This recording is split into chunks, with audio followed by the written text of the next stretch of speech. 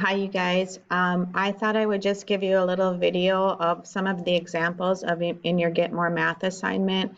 And you could probably watch this before I can join you guys and help you out in person or actually in real time as I get the Math 6 students going on their assignment. That way you're not sitting around waiting, but you can certainly work through these problems together in the classroom or the breakout room. I have no problems with that. Sharing your screen and problem solving together, that's fine. As we continue our study of percents, I want to just remind you guys, and I probably didn't do a very good job of stressing that I prefer the percent proportion strategy for solving percent type of problems or situations. And remember, a proportion is made up of two equivalent ratios, and remember also that fractions are considered ratios as well. They are just considered a ratio comparison of comparing part out of a whole group, which is what percents are too. Percents are part of a whole group. And our purpose for percents is it allows us to level the playing field when we're comparing things, especially when the items that we are comparing or the subjects that we are comparing are of a different group size. If we compare the groups by a percentage, then we get much more accurate results and can make decisions going forward. So in our percent proportion, one of your ratios or fractions will be the percent part. And remember that percent is always out of 100. So, and it doesn't matter. You can put the percent ratio first or in the second one. It really doesn't matter because either way you'll end up using the same multiplication or calculations to find the missing fourth number. So when you're given a question like this, find 75% of 49. A couple of things to set up your work. 75% is an indicator of a fraction, so I'm going to put that percent in its fraction form. And of, that tiny little important word, in the words or the question or the numbers following that tiny little word of indicate the whole group size of the second ratio. So 49 will go on the bottom. And now we're trying to find an equivalent ratio or equivalent fraction or equivalent ratio, and we're looking for this missing part of that proportion. And at this point, you can go to your calculators and n times, to solve for n, you would do 75 times 49 divided by 100 on your calculator. And I don't have my calculator handy, so, and it doesn't say that, it doesn't indicate if you have to have an exact fraction for an answer or if they have a decimal answer is allowed. So I'm going to guess that this is looking for a whole number answer. So just give it a try and see what happens. Another type of problem that you are going to be experiencing is now here in parentheses, they know that my answer is going to be not a whole number answer, so they don't want it as a fraction or mixed number. They want me to round into the nearest tenth, which is obviously the first place value to the right of the decimal point. You can still use your proportion. One of your ratios is going to have a bottom number of 100. 175%, so 175% as a fraction is 175 out of 100. Of what number? Okay, so this of indicates what follows is going to be the whole group size, of which we don't know. That's what we're looking for. Of some number, so that of is going to be the missing part of this proportion, is an indicator of part of that second ratio. So 24 is going to be the numerator in this problem. So this is a little different setup than the previous one. The number isn't always going to be the whole and the group size. These are clues to where that number goes. If it follows of, it'll go in the denominator. If it follows is, it will go in the numerator position of your second ratio in your proportion. And then grab your calculator.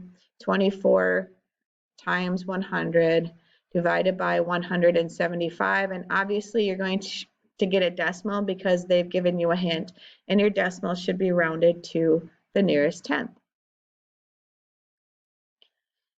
Another type of example, 15% of what number is 24? Setting up my proportion. I'm given the percent ratio of what number. Of indicates what follows that word is going to be the whole group size, which we don't know. Is indicates the part of the group size that represents the 15, so it goes in this part of our proportion. And it asks for an exact fraction answer. The key word in this clue is the word exact. Fractions are fractions, including mixed numbers, including improper fractions, are positions on a grid or on a number line. And that's why they put in this exact word.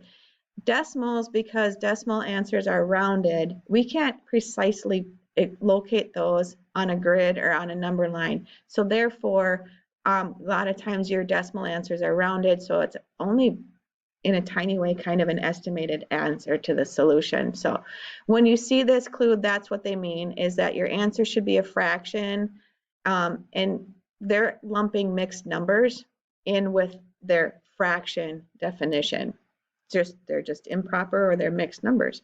And then to solve this one, obviously you would go 24 times 100 divided by 15 on your calculator. Oh, not on your calculator. Oh, I should show you guys that. If you have a scientific calculator, we'll have a little practice using your scientific calculators. And I have a link to one, so you don't actually have to go out and purchase one. This one would be 2400 divided by 15. And I can't do the math, and for the sake of the recording, I'm going to pause and go find my calculator.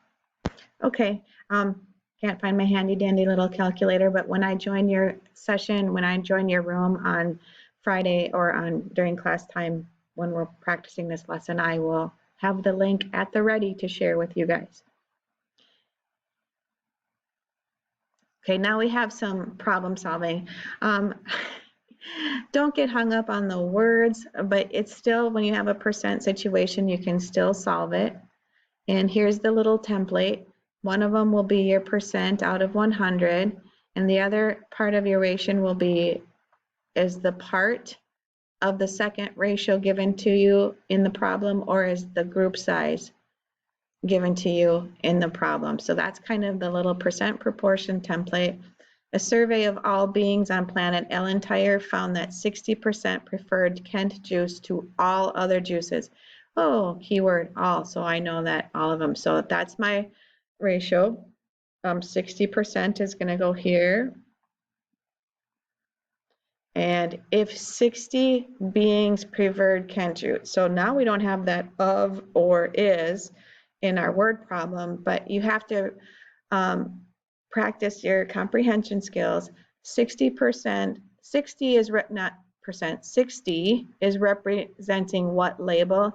60 is representing the people who preferred Kent juice, which is the part of the juices of all the other juices, of which we don't know what other flavors there are. So the 60 is going to go here.